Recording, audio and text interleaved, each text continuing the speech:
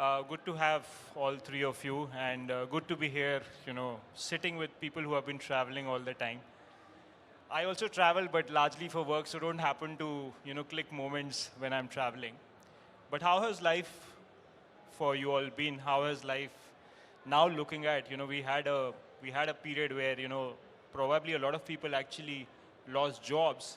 And in fact, the whole industry where we were travel influencers, a lot of people actually stopped being influencers themselves and they questioned, ab hoga kya mera? So let's start off with you, Divakshi. Good afternoon, everyone, and thank you, Daksh. Thank you, Kaushal. Hi, Rashmi. Thanks. It's amazing to be on the OTM stage again. Good to be back at OTM, Yes, right? it's good to be back, and it's always a pleasure speaking at OTM. So, and especially on a panel with you and Kaushal. So it's my first time with Rashmi. So to answer your question, it's really been, like you said, backstage ki पेट पे रात पड़ गई थी. So it's almost like that for the travel industry, and everybody, it has affected everyone in some form or the other. Uh, in fact, let me give a personal example. I had started thinking of alternate sources of income. It was always a side hustle for me, travel content creation, travel blogging. So I came up with something called the curated trips, travel with Divyakshi, because I thought this is like the right time to introduce it after the pandemic, curated super niche trips where people wanted to travel with me to see those destinations that I have been. So basically, I started curating trips. So to answer your question, yes, it has been difficult, but necessity is the mother of. I mean, you have to adapt. You have to change. And because of this adversity, a lot of travel bloggers, not just me, Kaushal has done that. I think even Rashmi, you have been doing other things. You've been dabbling with the Ministry of Tourism, doing, taking other roles. So that thing has started. People have started adjusting, adapting, which is a good thing, and new product verticals in the brand. So I think that's what is keeping us busy. Yeah. Before we move to you, Rashmi, for those of you who don't know, actually Rashmi runs, by the way, she has about 200K plus followers on Instagram. Sounds very humble, but has a huge number. And also runs a company called Voyage, which is apparently rated as the best women travel company in the country, right? So you have a business outfit, and you are also a travel influencer. So I think the life would not have been too much impacted for you, especially during the pandemic period, right? Yeah, thank you, Daksh. And I'm so happy on a creators panel. I've always been on a entrepreneurs panel. So now I'm actually a pandemic creator. So I born as a creator in pandemic. I was not posting my video content before that because I was too busy building Voyage. And but then in pandemic, we all realize, how social media can create a lot of impact in tourism industry, whether it's a tours or it's a hotel or even a digital company. So I started another vertical in 2020, which is Voyage Media. And one of the biggest client we got it is yatra.com. We were the behind it, transforming it in last 2 years for their journey. And that's how, social media and content creation for travel. In pandemic, we find out another solution. So for me, it was very challenging managing so many things, figuring it out, what to do. But as a creator, I love posting content, sharing information, what I love. I've been there. And getting love from audience is what I'm appreciating. I'm still learning as a creator. As an entrepreneur, I know many things, but as a creator, I'm still learning. Yeah, that's it. Kaushal, you've largely been probably one of the earliest guys to define a concept called slow travel. And you've always been a traveler and not a tourist. And for you, was it business as usual because you anyways have been a slow traveler, not kind of filling off items on the bucket list? So probably you were maybe just waiting for the things to settle, or you had a significant impact as well. Hi everyone, thanks for having me here firstly. So Just to contextualize, so for me, travel blogging is not the only source of income. So thankfully, and this comes from a history of, the pandemic has introduced people to this concept of VUCA, right? Volatility, uncertainty, chaos, and ambiguity, which is a management term where you have to function despite chaos around you, despite having uncertainty around you. Um, but that's as a concept as well as an atmosphere, it's something which I have been very familiar with. I have seen my own father's business crash 20 years ago, and how we had to come out of that. So because of that, one thing I had always realized is do not put all your eggs in one basket. Do not rely on one source of income, and try to diversify as much as possible. Now that is true for any business, not just travel. I think it's true for any business. You should never be invested in only one thing. It's true also for your own personal investments, right? So that's how I have looked at it. So I've been doing design, I have been doing community building, and I have been doing travel blogging.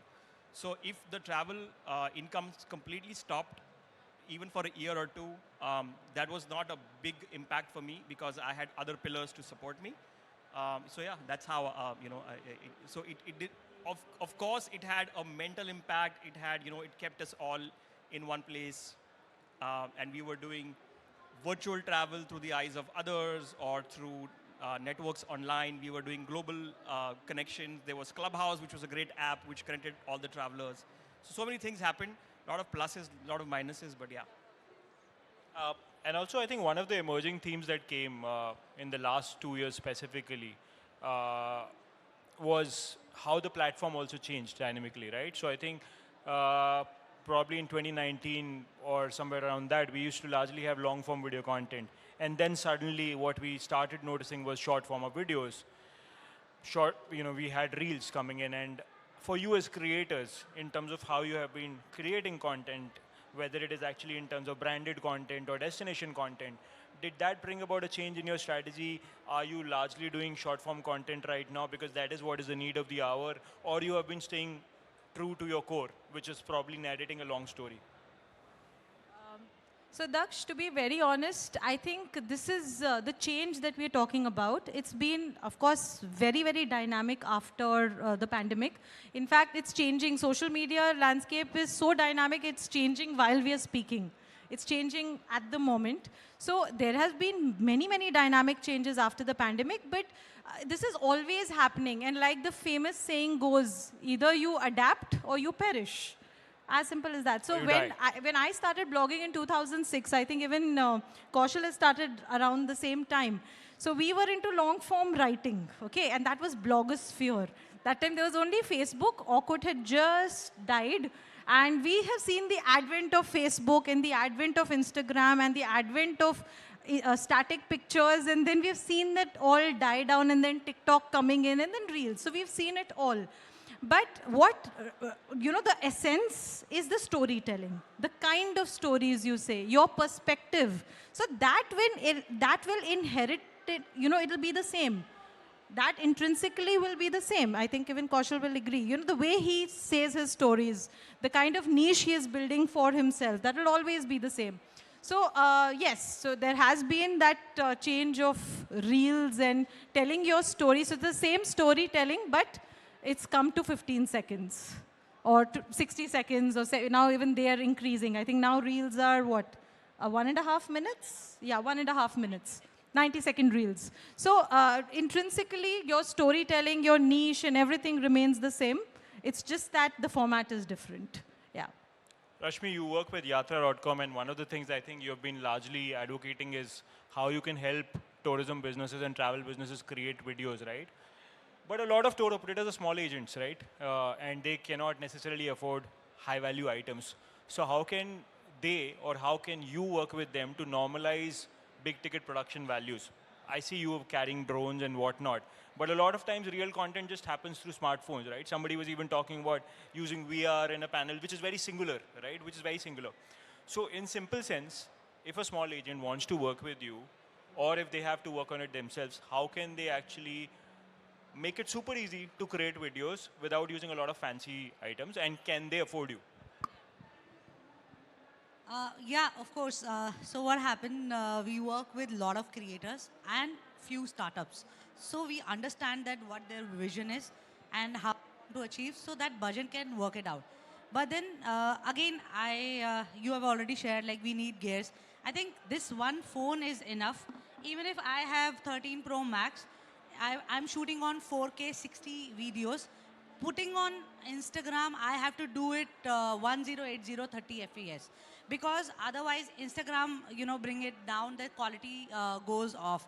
So you can do it, but then you have to have a good storytelling and the concept, what do you want to achieve from the Instagram? Like you already mentioned, for me as an entrepreneur, I started posting entrepreneurial content. Even if I was mentoring with Google India, Atal Incubation, but not people didn't like that much. They don't want me to be Raj Shamani or creator like that. They want to see how Rashmi travels. And then people start loving that kind of a content. There was a storytelling, there was a concept, and my vision is to inspire a lot of women. They can go offbeat places. People who can afford, I think it's off, okay. People who want to, for example, you want to travel Japan, and then your budget is, 1,30,000 or 40,000. In Cherry Blossom, you can travel. How you can travel, I can tell you. So that was a thing. I think companies also should focus on these things. There should be a CTA about everything. What do you want to achieve from that? So, and if you want to connect, surely come. I would love to help you out. And not as a company also you want to onboard, but then as a consultancy also I would love to help startups. Yeah, that's what I've been doing. So Kaushal, what is the value that you provide to travel businesses? If you had to make a small elevator pitch about why should travel companies come to Kaushal? I'm not making a competition between Rashmi and you, but what is your focus and forte like? So firstly, I honestly don't even pitch. I have been grateful, lucky, whatever you want to call it. We use the term inbound. So let's say if the companies are coming to you. So thankfully, most of my tie-ups or associations that have happened with brands have all been inbound. There has been no single pitch that I have ever done. And that's probably because, like I mentioned, it's not 100%. It's not 100% of my income, right? So I'm completely okay balancing that out with my other sources of income. So I don't actively seek out new opportunities. But if I were to pitch, I guess it would be more about long-term, meaningful, immersive, slow travel. I have even created different terms for it to explain, what I mean. But that will take a little. I don't have an elevator pitch as such. It will have to be long-form content. It can't be a reel. So Divyakshi, I mean, if staying with the theme of small tour operators and a lot of independent tour operators, and I'm sure you have been in touch with a lot of them. They come to you or you go to them. If you had to pick and choose and kind of recommend them, we've just started a new year and now I think pandemic is all leveled up. How should they work with creators? What should be their selection approach like? So honestly, if I was a tour operator and if I had to choose creators to work with, especially after the pandemic, the pandemic has been a wake-up call for all of us, whether it is creators, influencers, bloggers. I think I would do my homework. I would do my research. I would look at engagement rates over follower counts. I mean, I've been I've been speaking with brands and I've also helped a few brands on their social media, for consultancy, like Tata Steel. I worked with Tata Steel. I worked with Travel Libro. So I've told these brands that, it's like they say hashtags are dead in 2023. I say follower count, looking at the follower count is dead because now you've got to look at... I don't think Rashmi is going to like that. She's sitting at 200K plus followers. But her, so that's why you have... Exactly. So the engagement rate matters. So even if you have a follower count, and I think Rashmi has superb engagement even in the quality of comments that she gets on her reels. That was my second part of the, the answer.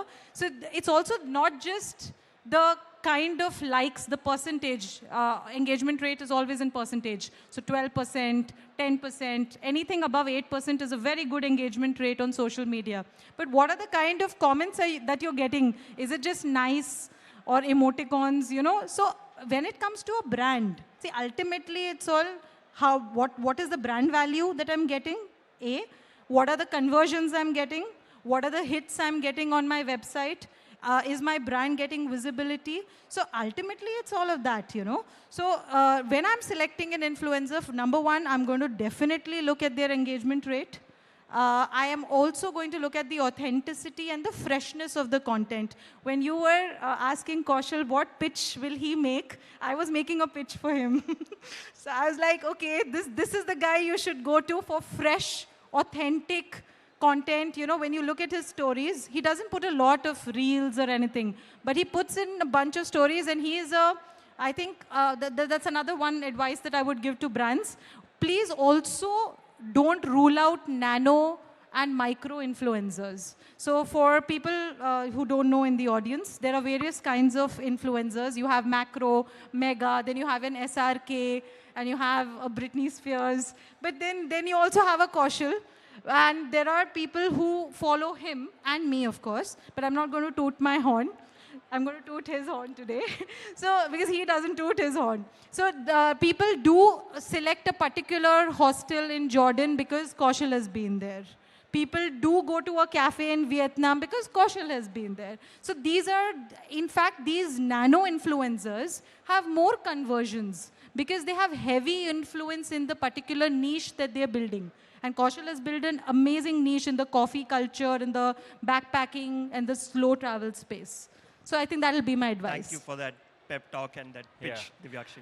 Rashmi, I mean, I stay with the theme and let's talk about the metrics and the KPIs, right? So when you have to actually, you know, recommend the metrics that the travel brand should look at, what would be just let's pick out a couple of them and number them in terms of 1 and 2. What are the 2 things that they should be looking at in terms of the metrics or the success factors that drive the content strategy? So again, for me, like Divakshi already mentioned, engagement is the thing. But then every time we have a different strategy and you know, concept. For example, if you are doing a pilgrims, like for example, right now budget have you know, that supporting temple tour and all that. So then I would love to take creators who are posting that kind of a content, right? And if you want to focus, maybe Royal Enfield recently did the campaign. And you have to take a right, you know, creators, what your strategy is that time. Because, and then these creators can create the right concept, right? Again, 10,000 following creator also did like some amazing job. And then sometimes you paying one, like influencer who have a 1 million following and they're charging like 50 times more than that and not creating that content. And their audience also unable to relate because they're doing multiple brands every week. So that, you know, that startups and companies, that's what we tell them. You know, you have to pick the talent on these platform and where your brand can resonate with them, you know. So that's the thing. Rest, she has already added. Those are the factors which is must needed. Engagement is the biggest factor. Everyone, every company should consider that, you know, doing a campaign. Can I add to that, Daksh? Yeah, I think I wanted to actually pick up a different theme for you because engagement metrics. So I think given, you know, so the format like I was looking at is we are also looking at guidelines for creators, right? So recently the ministry has also announced very strict penalization for creators who actually don't announce brand partnerships. And a lot of those nano influencers or people who have, you know, just started creating content don't even realize that there are heavy implications involved. And I think I was reading the fines are actually starting from as low as 1 million, 10 lakh rupees to about 50 lakh rupees, which is like a lot, right? You're not even earning that much amount in your entire lifetime, probably if you're not in a year. So how should brands, and is this applicable for everybody? Do you need to explicitly share if there is a partnership? Do you guys sometimes, you know, stay off the radar, or you are like, you know, doing everything through the white label and announcing it out, you know, out in the public that yes, this is a paid for thing? So I'll come to this, but just from the previous point, right? So I just wanted to add that this is a tip for the brands who are working with influencers, right? That you need to know who you are working with for what, right? So it could be maybe you're not seeking engagement, Maybe you're only seeking what I would call billboard influencers, right? People who are only looking at reach. If you are now, getting a celebrity or a A-list influencer is probably not going to get you engagement, but it's probably going to get you reach. So if it's reach you want, get a bigger, mega influencer. If you are looking for engagement, you have the other set of people. If you're looking for sales, there is a different set of people who will assist you as partners. And then there is the other category, which is creators who will create content for you, and they are going to charge you for creating content, right? Now, this could be a photographer, it could be a videographer, it could be somebody who's creating reels, it could be whatever. But that is content which is proprietary content, which you can reuse and repurpose as the brand, not just the influencer doing it for his or her channel or medium, but that's something which the brand can use across. So that's something which you should realize, that this is what I want to do and what I want to create with the influencer. Now coming to the other question which you had, right? To be honest, I have gone through the entire set of rules that I have seen. Right now, they seem to be more like the budget right now, right? They are proposed. They are not law right now. It's more like a bill. It's proposed. They are propositions. I think they are ridiculous. I think they are absolutely ridiculous. For example, I even saw something like, if you're making a video about association, so there are two things to this, okay? So I'm first going to talk about why it's ridiculous. So it even talks about, if you have an association, there should be a ticker kind of a thing which is running across all the time, showing that this is a paid promotion, and it should be unmissable. It's almost like you're selling cigarettes. It should not be that terrible that you are trying to drive people out of business and just trying to appease a lobby of traditional media folks, right? So that is a very strong point which I have. But on the other side, there are also creators and influencers who flagrantly abuse the power that they have, or try to con people by not showcasing that there is a vested interest. So there are both sides to it. Don't be on, it's like an extreme side of any kind of thinking or ideology, right? If you're extreme left or extreme right on any ideology, there are going to be some problems going on. So I think it's important to have a very balanced approach to this. It should not be too harsh on the creators. It should not be too lenient on the creators. It's got to be something which is reasonable.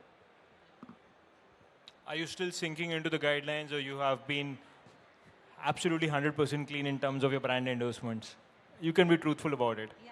So I'll tell you, I've been following all the guidelines, but once, so they actually, what happened, Vistara launched its slogan, that music.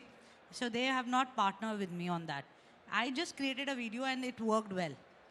And I got a mail from this ASI so I told them that it's not a partnership, and I just made a video. So these kind of things also happen.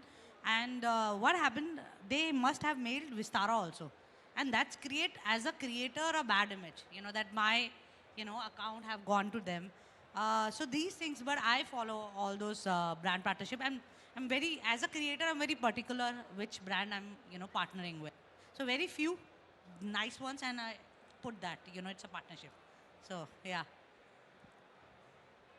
Anything to say or add to that, to what Rashmi said? I think 80-85%, like Kaushal said, 80-85% of us used to any which ways do a hashtag hosted, a hashtag gifted, a hashtag collab, a hashtag ad. In fact, I've had, I've had a tough time sometimes with brands earlier. I'm actually happy that these guidelines have come in. Not the extreme part, of course, not the ticker. That would be terrible on my video. All the aesthetics would go. But I've had a few tiffs with brands where I've told them that, you have to, I have to put in an ad. You have to accept my paid promotion. Because gone are the days when audiences don't know these are ads. Since donkey's years, actresses are promoting Lux. We know it's an advertisement. We know the Dhoni and the likes are promoting sports goods. We know it. So it's high. I mean, audiences are not fools these days. They know it's a promotion. But because there is an amount of trust that they have in influencers, that is when they decide to go ahead, and an influencer is a girl next door, a boy next door, you know, that kind of image. That is, he or she is not he is a celebrity, but he's one of amongst us. So that kind of trust is there. So I think now audiences they know it, and we have already worked with brands. And in fact, after these guidelines have come in, it's much easier to tell the brands, ASI guidelines, and they have to agree. So it's inevitable. I think it had to happen one day or the other, and it's for the better. Of course, the extremes should not be there, but at least a basic. That is something we do with our blogs also. The disclaimer that we put in our blogs that I was invited by so and so property. I think that's something that's a basic. That's a given. To be honest, just to add to that, right, I'll have to cut you there. I've just already got a show of hands. I think we are running short of time. So let me see if there are any questions before we wind up the panel. Anybody who wants to shoot anything. Any questions on how to create content? Everybody's consuming content. Till then, someone asked, just to add on, this ad partnership feature is very good for brands also, so that you can boost, you know, creators' videos. And then brand partnerships are getting more views and insight and reach. Yeah. So it's better for It's the free brand content side for and them. influencer side. Awesome, awesome. So I think since there are no questions, I had one last question, and this is specifically about OTM. So if you have to define your experience at OTM in one line or one phrase, and I'll probably start with you, Kaushal, and that's going to be the last question before we wind up the panel. So I actually had heard this question yesterday, so I know this question was coming, and I have an answer for that. I have been poked by Umang and team to actually talk about it. So for me, OTM, the phrase, if I were to expand that, there is a Portuguese word called excellent, and the Portuguese word for that is ótimo, O-T-I-M-O. And for me, that is OTM. It's excellent. It's always excellent. This guy has done his homework. What about you? It's a great way to meet industry people, so that's how. Not virtual, but then in real life. So amazing. Thank you, OTM, always giving me opportunity. And thank you for inviting me as a creator. So I'm so happy for the first time. And OTM for you is? It's always been a very, it's a great networking place. I think I've met amazing brands to work with, destinations and tourism partners. I think it's a great way to network. And I like it offline any day. You know. Thank you so much, ladies and gentlemen. This is your panel signing off with Thank you, Divyakshi, Rashmi, and Kaushal. Thank you so much once again.